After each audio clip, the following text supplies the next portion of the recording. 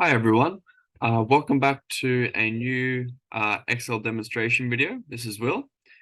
In this video, I want to show you guys how to use the Excel formula xlookup.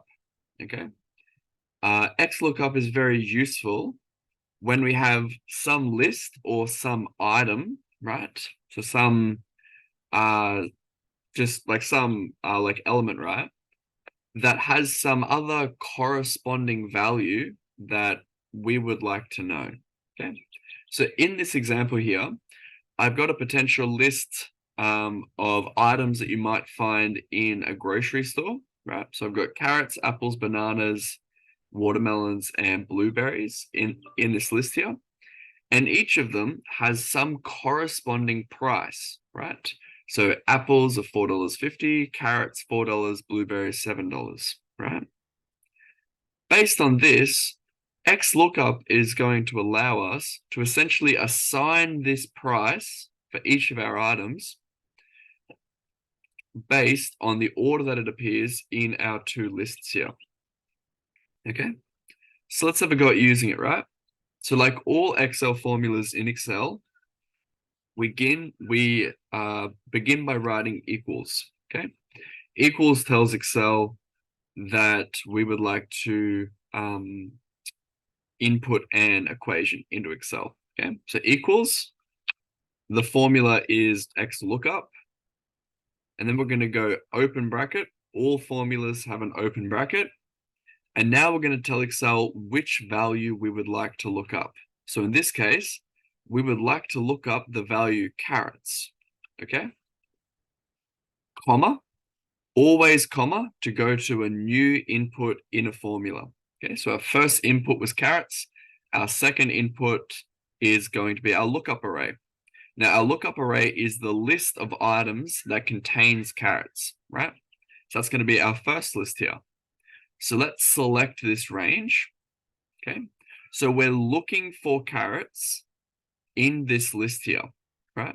And basically what xlookup is doing is it's going to look through this list and see that carrots is in the third position. Okay, carrots is in the third position. Because it's in the third position, when we hit comma and select return array, right? So that's the corresponding return items that we would like xlookup to return. It's going to look for carrots in our list here, see that it's the third item, go to our return array, and then see the third item is $4. Okay. So when we close bracket on this formula and hit enter, it's going to return the value 4. Okay. Something important to keep in mind when you're using xlookup, and this is the same thing is true for all formulas in Excel. If we drag this formula, right, it also drags the ranges of cells that it's referencing, right? We see that our lookup array and return array has also moved as we've dragged the formula, right?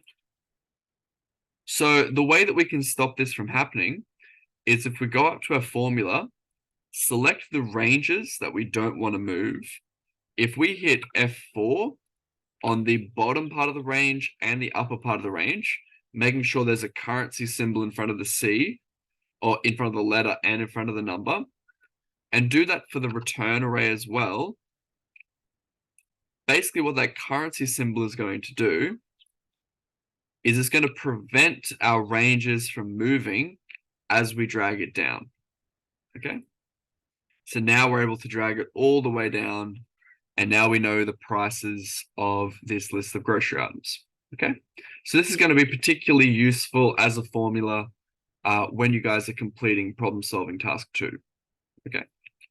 I'll see you guys in the next video.